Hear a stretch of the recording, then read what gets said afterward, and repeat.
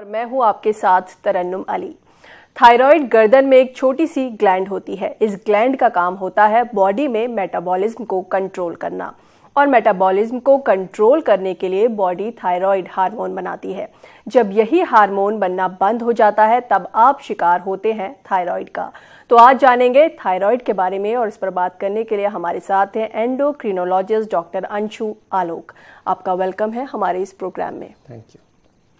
नाजरीन, आप भी हमारे इस प्रोग्राम में शामिल हो सकते हैं। हमारे नंबर्स लगातार आपकी टीवी स्क्रीन पर फ्लैश हो रहे हैं। हमारे नंबर्स हैं 012066938847, 012066938869 और 9205353184।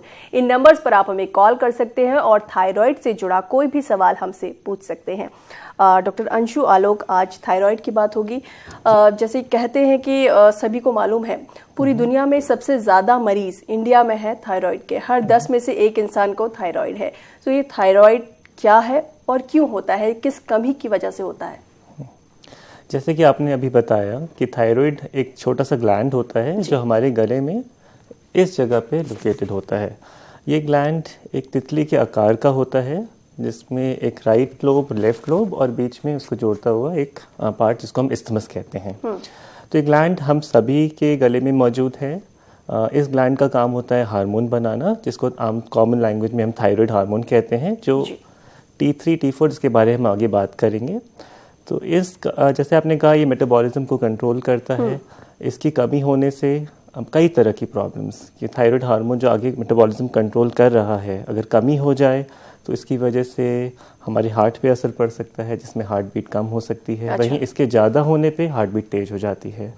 इसकी वजह से हमारे वजन पे फ़र्क पड़ता है। बहुत ज़्यादा कमी होने पे इसका वजन काफ़ी बढ़ सकता है, या इसका अगर थायराइड हार्मोन बहुत ज़्यादा हो जाए तो उसकी वजह से वजन काफ़ी घट जाता है। तो और भी इसके कई तरह की प्रॉब्लम्स होती हैं, जिसके बारे में हम आगे बात कर सकते हैं। अच्छा, इसके टाइप्स की बात करें तो ये कई तरह का भी होता है? जी, सो ब्रॉडली अगर हम देखें तो दो तरह का थायराइड हार्मोन की प्रॉब्लम है। पहला जिसको हम हाइपोथायराइडिज्म कहते हैं, जिसमें थायराइड हार्मोन की कमी है, जिसमें थायराइड हार्मोन पूरा बन नहीं पा रहा है। तो इसकी कमी होने से अक्सर आप ये जो ज़्यादा कॉमन तरह का थायराइड प्रॉब्लम यही होती है। इसकी कमी से लोगों का वजन बढ़ सकता है, लेकिन वजन तब बढ़ता है जब इसकी बहुत ज़्यादा कमी हो जाए। लेकिन आमतौर पे जो सबसे कॉमन इसका सिम्टम होता है, उसमें लोगों को थकान लगना, अक्सर और कोई प्रॉब्लम नहीं रहते हुए भी काम करने का मन नहीं लगना, या हमेशा थकान लगना, हार्ट बीट का कम हो जाना, हाथ पाँव में सूजन रहना, बहुत अनकंट्रोल्ड हो जाए तो लोगों की आवाज़ भी भारी हो सकती है। जी, ज़्यादातर ये जानलेवा नहीं होता, लेकिन अगर स्पेशली जो बहुत ओल्ड लोग हैं, बहुत ज़्यादा एज में थायराइड बहुत अनकंट्रोल्ड हो जाए और कुछ इन्फेक्शन वगैरह रहे तो उस समय ये जानलेवा तक हो सकता है। अच्छा, एक कॉलर हमारे साथ जुड़ गए हैं, Anees bag. Hello hello ji, बताएं क्या सवाल है आपका? मेरा सवाल, मैं थायराइड का पेशेंट हूँ 2002 से। अभी थायराइड का प्रोग्राम चल रहा है। अच्छा जी, तो डायरेक्ट डॉक्टर साहब से बात करेंगे बोल के कर रहा था मैं। जी बिल्कुल, सवाल पूछिए, क्या सवाल है आपका? मेरा सवाल ये है, थायराइड मेरे को 2002 से है।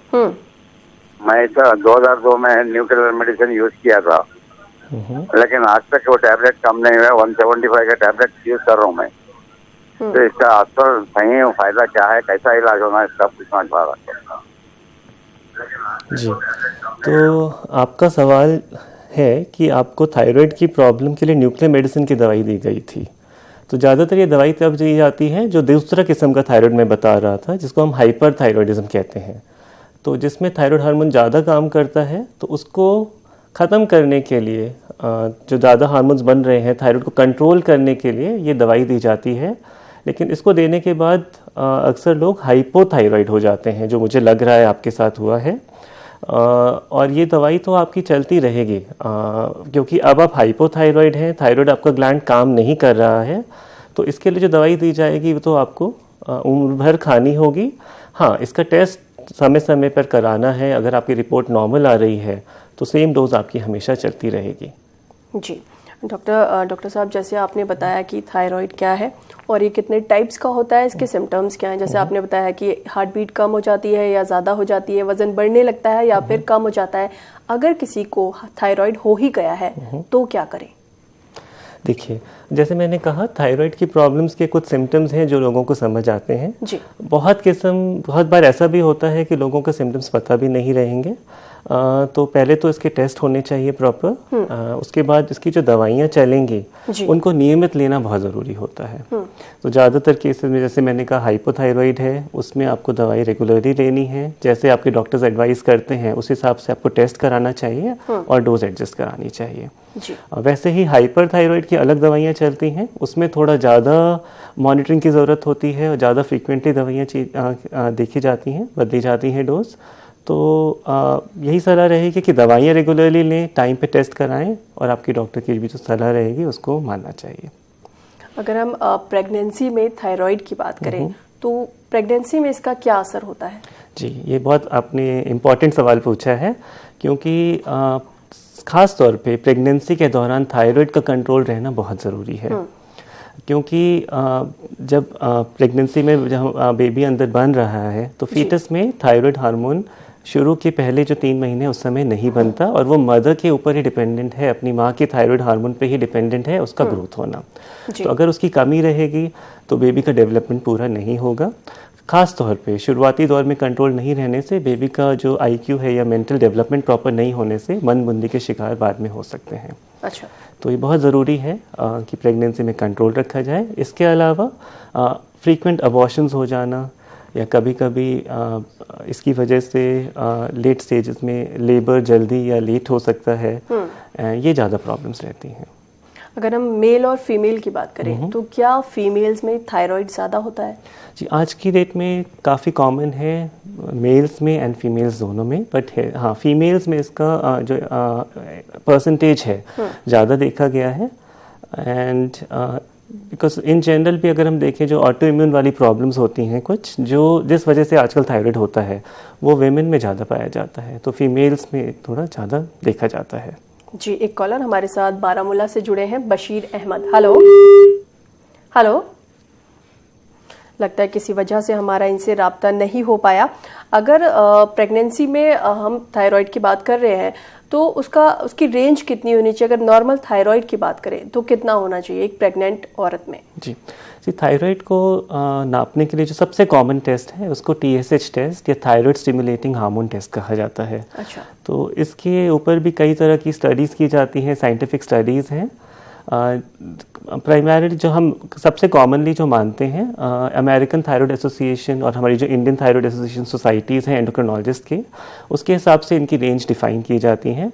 अभी जो सबसे नई गाइडलाइंस हैं उसके हिसाब से जो TSH एक टेस्ट होता है वो अगर 4 तक या उससे कम है तो उसको हम नॉर्मल मानेंगे। अगर उससे ज़्यादा है तो हम प्रेफर करते हैं लोगों को उसका ट्रीटमेंट दिया जाए। जी। और वैसे ही पहले के थोड़ा कुछ टाइम पहले तक उसी को पहले ट्राइमेस्टर जो पहले 3 महीनों में 3 तक नॉर्मल माना जाता था, लेकिन टेस्ट तो आजकल हर प्रेगनेंसी में हर किसी का कराया जाता है और TSH को नॉर्मल 0.5 से लेके अगर 4 तक है तो उसको हम नॉर्मल मानते हैं। जी, हैदराबाद से एक कॉलर हमारे साथ जुड़ी है, आसिया। हेलो हेलो हेलो जी, आसिया बताएं क्या सवाल है आपका? माँ को ना हाइपोथायराइड है जी, उसके बारे में बात करना चाहिए। जी बिल्कुल, सवाल बताइए, क्या सवाल है आपका? हमको 2011 से थायराइड है, हाइपोथायराइड। अब तक कुछ भी ऐसा थायराइड एक गोली खाते 150 कई खाते, टेस्ट कराए भी तो भी क्या है, अब सर में जलन हुए सब होती। अब हमारे घर में 3 लोग को हुआ, एक से एक को होता क्या थायराइड? अच्छा, 3 लोगों को है आपके घर में? जी एक से एक को होता क्या? जी, इनका सवाल है कि इनके घर में 3 लोगों को थायराइड है, क्या एक से दूसरे को हो सकती है? जी। सो जैसा आपका जैसे थायराइड की बीमारी है, परिवार में इसका कुछ जेनेटिक तो होता है जिसको हम वांशिक कहते हैं, कि अगर किसी को परिवार में है तो किसी और को होने के चांसेस तो ज़्यादा हैं, लेकिन हम ऐसा नहीं कह सकते कि साथ रहने से, साथ उठने बैठने से या एक दूसरे का जूठा खाने से बीमारी फैलती है, ऐसा नहीं है। एक दूसरे से नहीं फैली है, लेकिन क्योंकि आपके परिवार में है कि चल रही है तो किसी और को होने के चांसेस थोड़े ज़्यादा हैं। जी, जैसे इन्होंने ये भी कहा कि 2011 से इन्हें हाइपोथायराइड है और उसमें कोई फर्क नहीं आया है। जी, तो क्या ये ठीक नहीं हो सकता है दवाई खाने से या कुछ? जी, इसको हम ठीक नहीं कर सकते, कंट्रोल कर सकते हैं, कंट्रोल किया जा क्योंकि थायराइड आपका जब डिस्ट्रॉय हो चुका है, वो खत्म हो चुका है, तो हार्मोन तो बना नहीं रहा है। तो जो हार्मोन आपका थायराइड बनाता है उसी की दवाई हम बाहर से देते हैं। अच्छा। जो सबसे जो कॉमन दवाई है, तो उस दवाई को लेने से आपको आपके टेस्ट कराने चाहिए। अगर आपका थायराइड अब नॉर्मल रेंज में आ रहा है तो इसका मतलब आपका थायराइड अब कंट्रोल्ड है। लेकिन अगर कंट्रोल होने के बाद भी आपको सिम्टम्स लग रहे हैं तो शायद वो थायराइड की वजह से नहीं है, उसके और कारण हो सकते हैं और आप डॉक्टर से बात कर सकते हैं उनके लिए और क्या टेस्ट होने चाहिए या और क्या दवाइयाँ चलनी चाहिए। जी, हैदराबाद से एक कॉलर हमारे साथ और जुड़े हैं, इम्तियाज। हेलो हेलो हेलो जी इम्तियाज। बारामूला कश्मीर से सर। जी, बारामूला से बात कर रहे हैं, बताएं क्या सवाल है आपका? हेलो हेलो जी, बताएं, सवाल बताएं। इम्तियाज साहब, आपको हमारी आवाज आ रही है? जी जी जी जी जी डॉक्टर साहब ये हमारा बच्चा है सर, ये 9 साल का है सर। आफ्टर हेलो जी जी, सवाल पूरा करें। जी जी, इसमें जी जी, इसका जब बच्चा हुआ सर 2 साल के बाद इसको ये थायराइड हमने टेस्ट करवाया, तो ये थायराइड इसमें इसका दिखाई दिया उसमें जी। तो उसके बाद हमने डॉक्टर कंसल्ट किया डॉक्टर साहब को, तो जी तो उसमें ये थायराइड जो है आफ्टर 2 इयर्स को दिखा, इसमें ब्लड में मिला। तो उसके बाद ये डॉक्टर साहब ने उसको 25 mg रखा, तो थायराइड नॉर्म 25 mg जी। उसके बाद कंटिन्यू 1-2 साल के बाद डॉक्टर साहब ने उसको कंसल्ट उसको इंक्रीज किया 50 mg जी। तो ये अब कंटिन्यू चल रहा है जी। लेकिन अब डॉक्टर साहब मैन को अब इसको कभी कभी बहुत ज्यादा स्टमक पेन हो जाती है, क्योंकि उसको सवेरे एम्प्टी खाना पड़ता है। इसमें हमें आप बताइए कि टाइमिंग स्टमक पेन में और इसमें कोई कनेक्शन तो नहीं है। दूसरा कि ये टाइमिंग क्या या 50 mg ठीक है इनके लिए अगर कुछ, और लिपस में, और सबसे ज्यादा इसमें क्या है डॉक्टर साहब की लिपस काफी इफेक्ट होती हैं सर, बहुत सारा इफेक्ट है लिपस में इसके, बहुत सिविल हो जाते हैं डॉक्टर साहब। प्लीज डॉक्टर साहब आपको बहुत मेहरबानी होगी अगर आप उसके बारे में कुछ कहें। जी, पहला आपका सवाल कि इनकी जो डोज है पहले 25 से शुरू की गई, अब 50 की गई।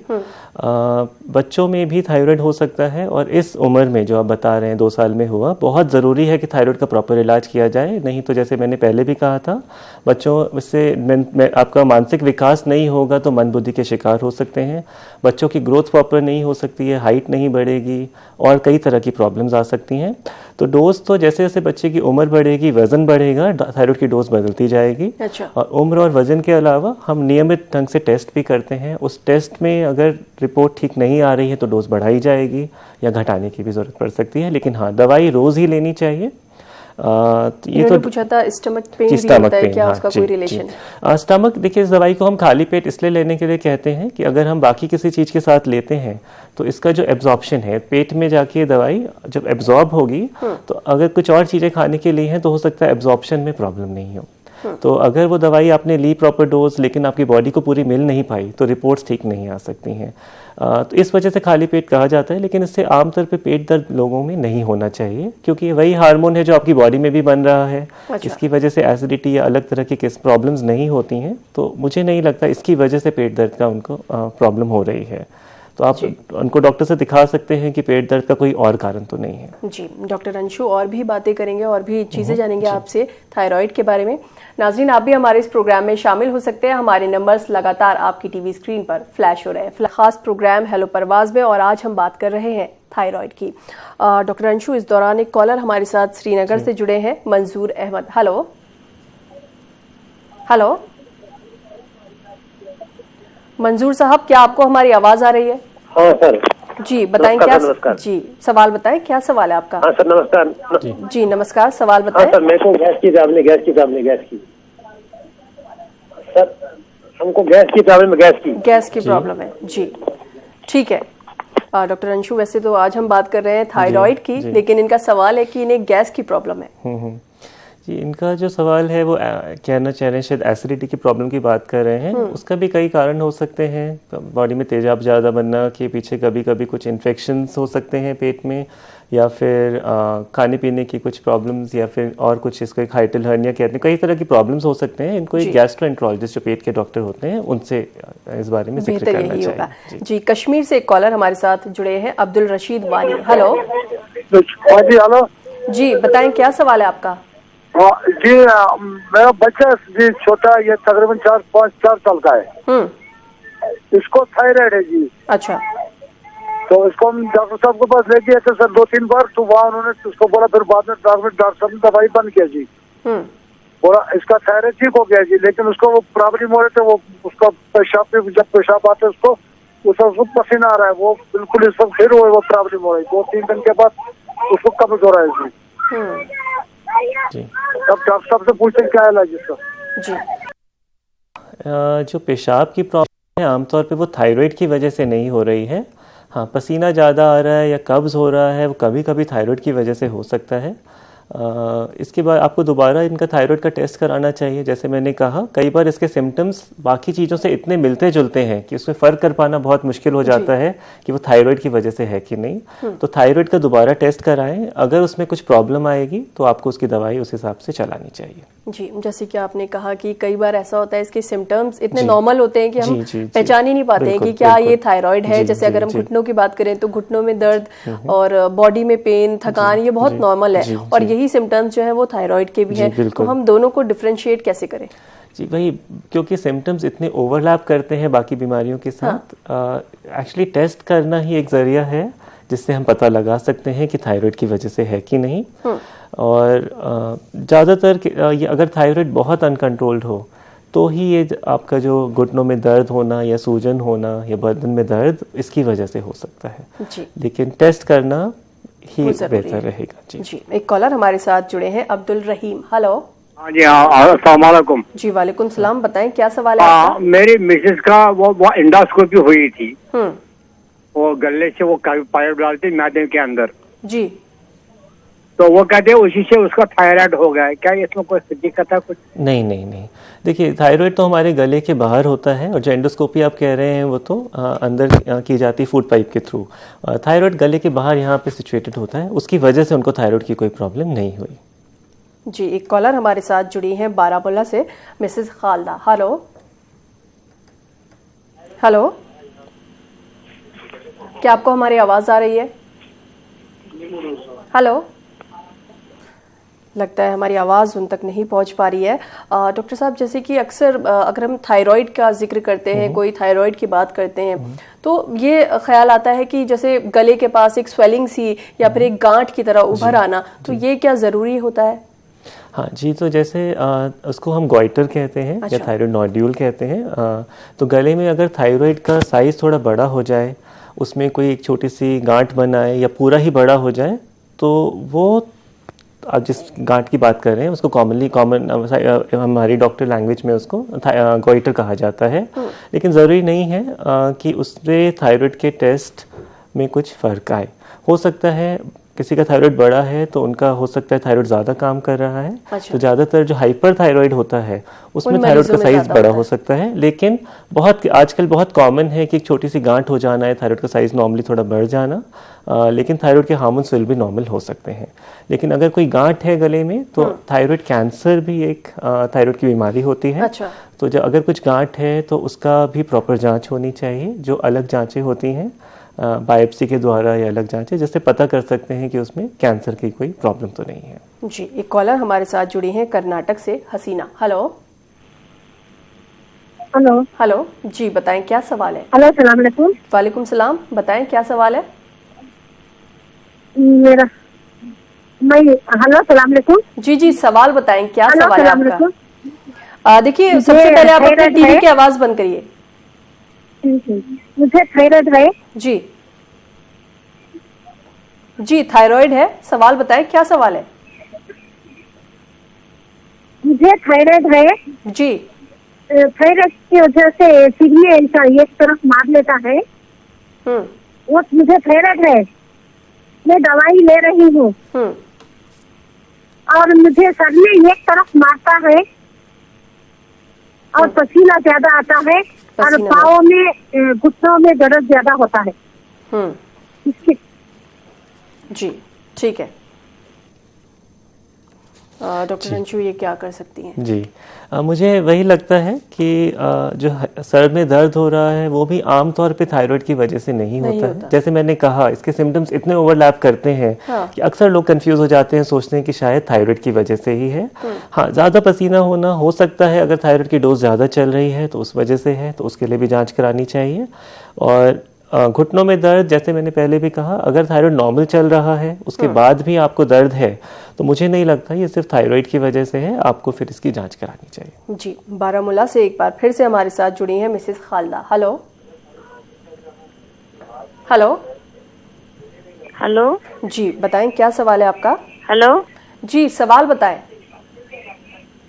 हेलो आपको हमारी आवाज आ रही है? हेलो मिसेस खालदा, हमें आपकी आवाज आ रही है, अपना सवाल जी जी जी जी मैम जी, सवाल बताएं, क्या सवाल? जी, डॉक्टर साहब से एक सवाल पूछना था कि 10 साल पहले मेरी शादी हुई, तो शादी के बाद मैंने टेस्ट किया तो मुझे थायराइड आया, वहाँ से TSH इंक्रीज आया। तो फिर हमने क्या किया, उसी 3 महीने के बाद मैंने कंसीव किया। कंसीव के बाद फिर हम टेस्ट करते रहे तो जब ये डिलीवरी हो गई तो मेल बेबी हुआ, तो उस वक्त भी उसको हमने टेस्ट किया, तो उस वक्त टेस्ट नॉर्मल आया। 2 साल तक हम टेस्ट करते रहे, नॉर्मल टेस्ट आया। 2 साल के बाद TSH रेज आया बच्चे का। तो फिर हमने कंसल्ट डॉक्टर किया, तो डॉक्टर साहब ने इसको रखा ये थायराइड नॉर्म 25, पहले 20, फिर इंक्रीज किया 25। आज बच्चा 9 साल का है, तो आज भी फिर डॉक्टर साहब ने डोज इंक्रीज किया तो आज 50 खा रहे हैं। यहाँ से फिर मैंने खुद को टेस्ट किया तो ये मुझे TSH फिर रेज, इसके साथ मुझे ग्रेव्स डिजीज आई। टेस्ट में मुझे ग्रेव्स डिजीज दिखा रहा था। फिर हमने फिर डॉक्टर कंसल्ट किया, तो डॉक्टर साहब ने मुझे रखा था, पहले जब तो टेस्ट किया डॉक्टर साहब ने मुझे रखा था नियोमर्कनजोल। फिर मैंने 3-4 महीने ये कंटिन्यू किया, तो उसके बाद फिर टेस्ट किया तो नॉर्मल टेस्ट, उसको डिसकंटिन्यू किया। तो उसके बाद फिर हमने 2-3-4 महीने के बाद फिर टेस्ट किया, तो वहां से फिर रेज आया, फिर ग्रेव्स डिजीज। उसके बाद फिर PTU रखा डॉक्टर साहब ने। PTU क्योंकि मुझे दूसरी प्रेगनेंसी थी। जब दूसरा बच्चा हुआ तो उसके बाद बच्चे का टेस्ट किया, बच्चा नॉर्मल आ रहा है। फिर बच्चा समझो कि इतना वीक हुआ, अब आज भी बहुत वीक है वो। डॉक्टर साहब के पास गए, डॉक्टर साहब ने कहा कि इसको ये दवाई की जरूरत नहीं है। जी, ठीक है। यानी इनका जो सवाल है एक तरह से, इनके बच्चे को पहले डिटेक्ट नहीं हुआ जब वो पैदा हुआ कि थायराइड है, और 2 साल बाद वो डिटेक्ट हो गया। होता होगा कुछ केसेस में ऐसा कि ये मेरे ख्याल से इनको एक जो फैमिली हिस्ट्री होती है जिसे हम जेनेटिक थायराइड कहते हैं वो हो सकता है। जी, इनका हालांकि थोड़ा सा जो हाइपर थायराइड, जो ग्रेव्स डिजीज कह रहे थे, ग्रेव्स डिजीज हाइपर थायराइडिज्म का जो सबसे कॉमन जो कॉमन डिजीज़ है वो ग्रेव्स डिजीज, उसका वो नाम कह रहे हैं। उसका अक्सर ऐसा, उसमें काफ़ी कॉमनली ऐसा होता है कि दवाइयों से कंट्रोल हो जाता है, फिर दोबारा भी हो सकता है। अच्छा। उस केस में इनका परमानेंट इलाज फिर डॉक्टर से डिस्कस करते हैं। सो रेडियो एक्टिव आयोडीन, जैसे पहले किसी कॉलर ने बात किया था, वो इसका परमानेंट इलाज होता है, या फिर कुछ सर्जरी भी होती है जो इसका परमानेंट इलाज है। लेकिन इसकी वजह से अगर इनका बेबी का अभी थायराइड नॉर्मल आ रहा है तो वो ज़रूरी नहीं है कि इनके जो प्रेगनेंसी में थायराइड प्रॉब्लम था उस वजह से बेबी को भी प्रॉब्लम है। तो जो बड़े बच्चों को तो थायराइड की दूसरी प्रॉब्लम है, उनको हाइपोथायराइड है। जी, डॉक्टर अंशु, आप हमारे स्टूडियो में आए, तमाम बातें आपने थायराइड के बारे में बताई, तमाम कॉलर्स के सवालों का जवाब आपने दिया। आपका यहाँ आने के लिए बहुत बहुत शुक्रिया। Thank you.